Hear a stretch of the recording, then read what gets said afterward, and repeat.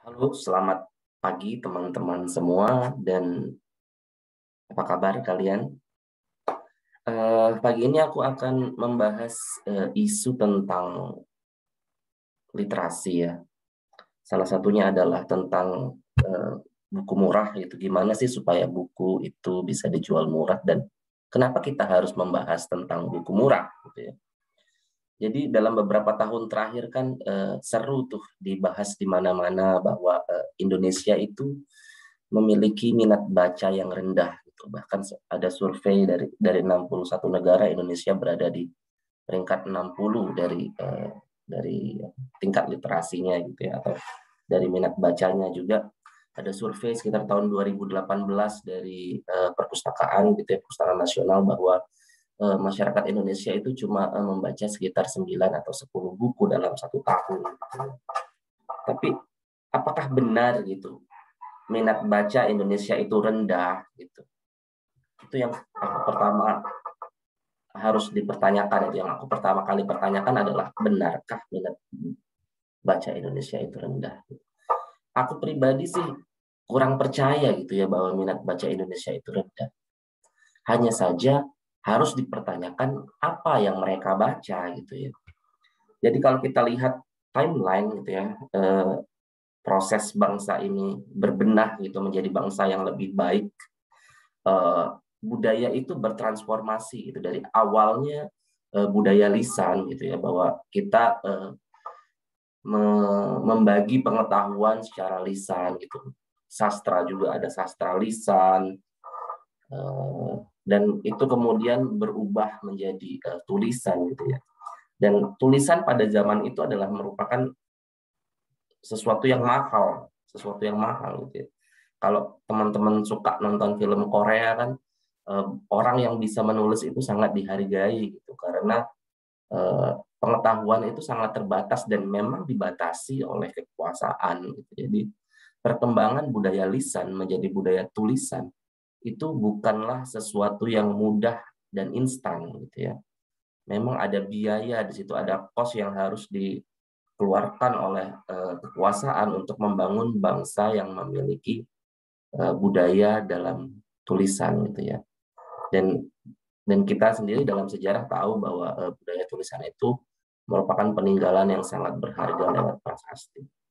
Dan proses yang panjang dalam membangun budaya tulisan itu belum selesai, belum selesai.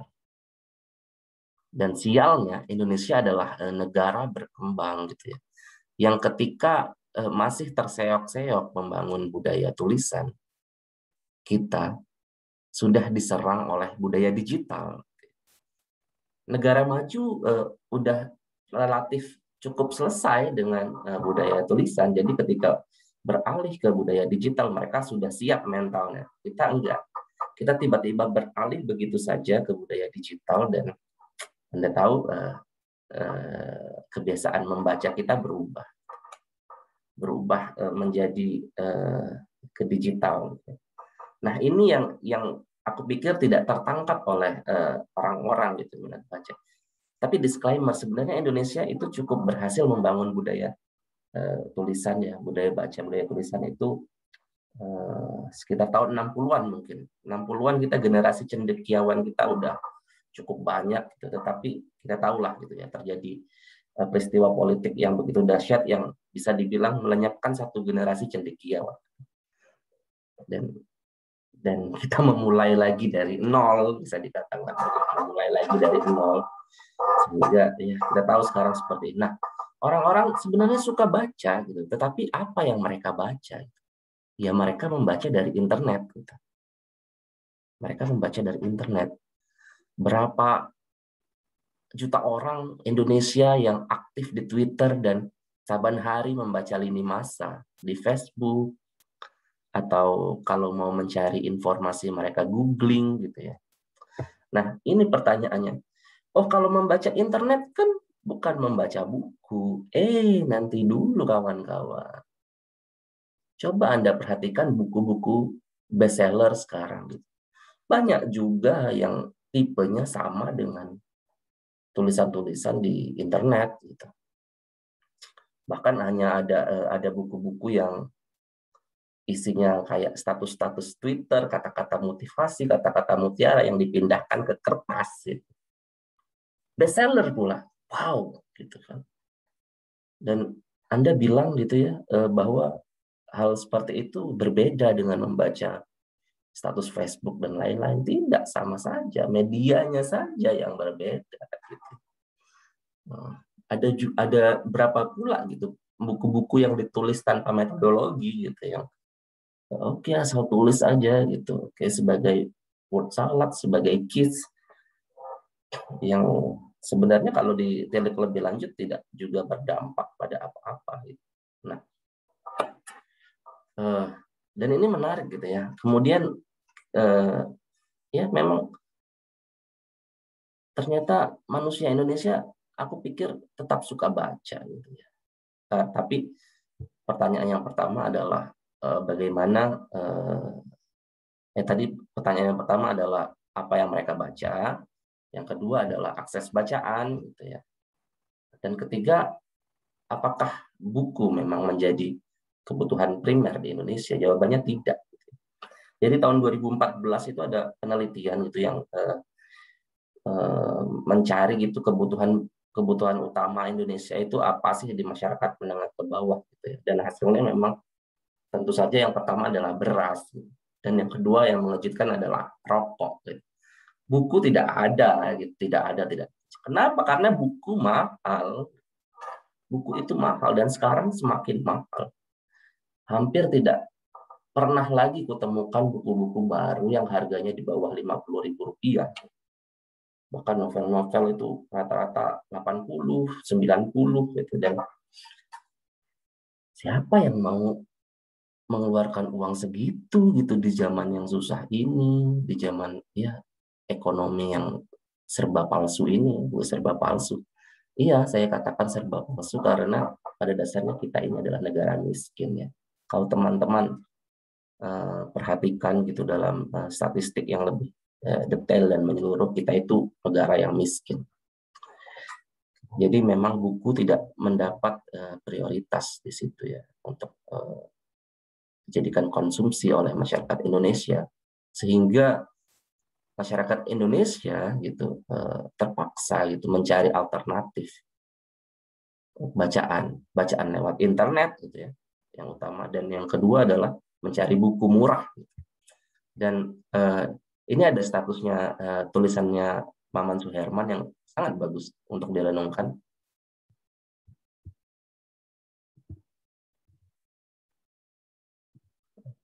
Kalau minat baca orang Indonesia rendah, kenapa pembajakan buku merajalela? Ya jawabannya tadi, kita butuh buku yang murah. Lalu kenapa buku menjadi mahal gitu ya? Oke, sebelumnya kita harus pahami dulu gitu porsi pembagian harga buku gitu ya.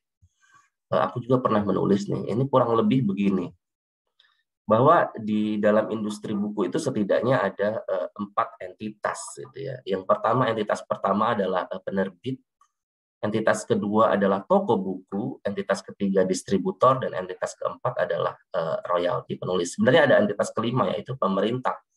Tetapi setelah ada niat baik untuk menghapuskan pajak buku, maka aku keluarkan saja ya.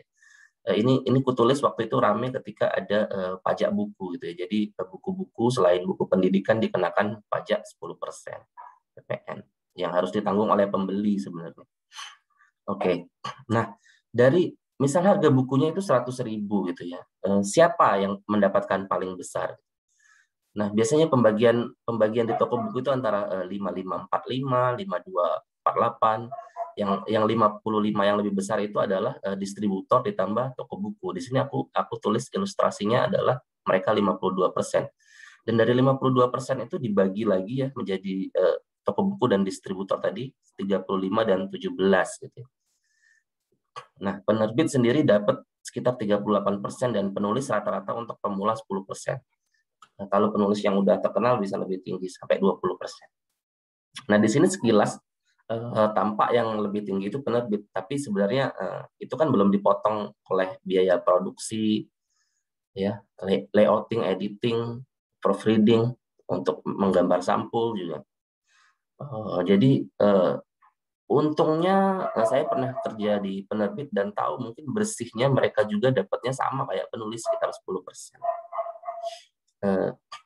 Saya juga pernah menyalahkan ini ya, toko buku gitu ya, kok toko buku bisa sampai 35%. Ternyata ini adalah sebuah pilihan karena kebanyakan toko buku besar itu adanya di mall dan sewa mall itu sangat mahal. Eh, Sewa tempat itu sangat mahal, sewa tempat untuk toko buku. Jadi tidak bisa dimungkiri juga bahwa biaya untuk persewaan itu sangat mahal. Buktinya apa gitu ya? Kalau teman-teman pernah ke toko buku alternatif seperti atau Togamas atau Rumah Buku di Bandung, itu secara otomatis mereka mendiskon buku-buku ya. Kalau di Togamas mungkin dari 10 sampai 20%, begitu juga di Rumah Buku itu 15 sampai 20%. Jadi dengan menyewa tempat bukan di mall itu bisa mengurangi harga buku 10 sampai 20%. Dan itu juga dibuktikan dalam masa pandemi ya. Dalam masa pandemi ini kita lihat buku-buku yang dijual online oleh toko buku resmi Gramedia seperti itu mendiskon buku mereka minimal 20% gitu ya. Walaupun dalam bahasa ada promo nih. Sebenarnya karena mereka berhasil gitu ya, atau mereka sebenarnya banyak menutup toko buku yang ada di mall-mall dan mengalihkan strategi penjualan lewat website atau lewat aplikasi juga. Dan itu bisa mengurangi cost sampai 20% rata-rata gitu ya. Nah, kemudian masalah berikutnya adalah distributor gitu ya. Indonesia itu punya bentang alam darat lautan yang sangat luas yang merupakan buah dari geografi kita gitu ya. Dan ini tidak bisa disalahkan juga kalau biaya distribusi itu mahal sampai 17%. Bahkan mereka kan distributor itu ada aturan begini, kalau di bawah 2.000 buku distributor nggak mau mendistribusikan karena hitungannya bisa rugi gitu ya untuk mendistribusikan buku. Nah, gimana solusinya ini antara apa namanya toko buku dan distribusi gitu ya, distributor. Kalau toko buku mungkin harus diubah gitu kebiasaan kita untuk membeli buku di mall sehingga toko-toko buku itu dibangun bukan di mall. Bisa juga di balai bahasa atau Pos Indonesia gitu ya. Kan sedih juga kadang saya melihat Pos Indonesia mengalihkan bisnis mereka, memberikan gerai-gerai mereka menjadi toko-toko seperti Starbucks dan lain-lain. Akan lebih baik bila Pos Indonesia bekerja sama dengan penerbit gitu untuk membangun toko buku misalnya dengan sewa yang lebih murah. Atau apabila tidak, yang ada infrastrukturnya di seluruh Indonesia seperti Badan Bahasa mungkin ya, menjadi atau di perpustakaan gitu, di situ juga ada toko-toko buku kecil gitu yang bisa memfasilitasi pembaca untuk membeli buku. Dan dari sisi distribusi gini, ini nih saranku adalah intervensi pemerintah adalah penerbit yang tergabung dalam IKP dapat menaikkan kontrak dengan PT Pos Indonesia untuk mendistribusikan buku ke toko buku dengan biaya yang lebih murah. Hal ini persis seperti perlakuan kepada pengiriman buku ke komunitas baca yang berjalan saat ini. Jadi dengan cara itu mungkin biaya buku bisa ditekan sekitar 30% lebih murah daripada biaya yang ada saat ini ya. Kira-kira sih begitu gitu. Jadi ketimbang kita meributkan menyalahkan masyarakat minat baca buku rendah gitu. Saya memperhatikan bahwa gerakan-gerakan literasi yang ada itu kebanyakan gimmick gitu yang tidak menyentuh substansi persoalan.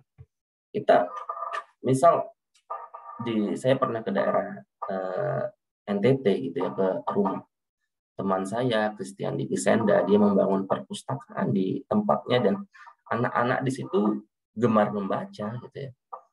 Jadi di sana nggak ada toko buku, gitu. Nggak ada toko buku, nggak ada perpustakaan, dan dia mengumpulkan buku-buku di kampung kecilnya di Mulu.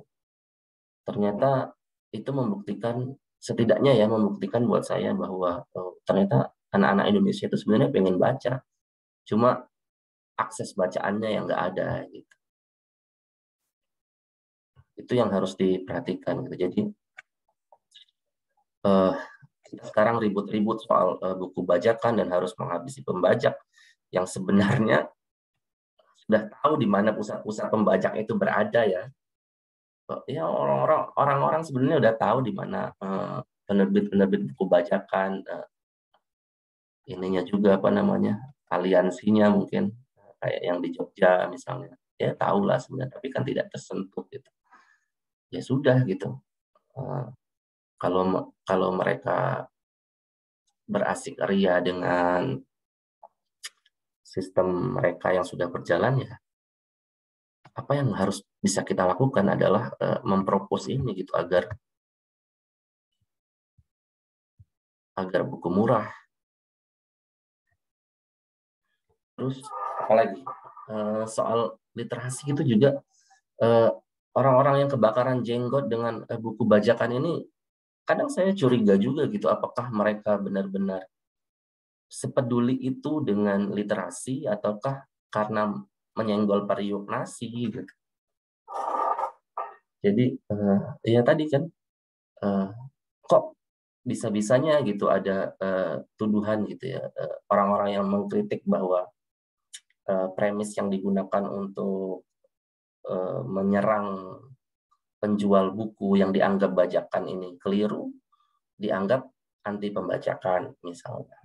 Dan saya juga bertanya gitu, kalau memang sepedulinya itu dengan literasi, apakah Anda juga pernah memikirkan kualitas-kualitas buku yang dibaca oleh masyarakat Indonesia? Meski kita tahu bahwa untuk membaca tidak bisa serta-merta langsung membaca buku-buku yang berkualitas, karena semua ada tahapnya ya. Kalau seperti saya dulu kan kecilnya membaca komik gitu ya. Saya nggak bilang komik itu nggak berkualitas. Sampai sekarang saya membaca komik. Saya juga masih membaca novel-novel silat gitu ya. Dan itu yang harus diperhatikan bahwa kita sebagai penulis juga memikirkan apa sih yang harus kita tulis. Bukan hanya memindahkan kata-kata mutiara status-status Twitter ke buku gitu ya, memang harus bisa dibaca di Twitter, di internet. Kenapa perlu jadi buku gitu. Jadi kalau penulis Anda mau menulis, tulislah sesuatu yang tidak bisa diadakan di media lain gitu ya, tidak bisa diadakan di Twitter, di Facebook gitu. Karena begitu, apa artinya Anda menulis buku? Sebab satu buku aja harus menghabiskan berapa pohon yang ditebang gitu ya untuk menjadi bubur kertas. Itu mungkin harus kita pikirkan bersama juga. Oke.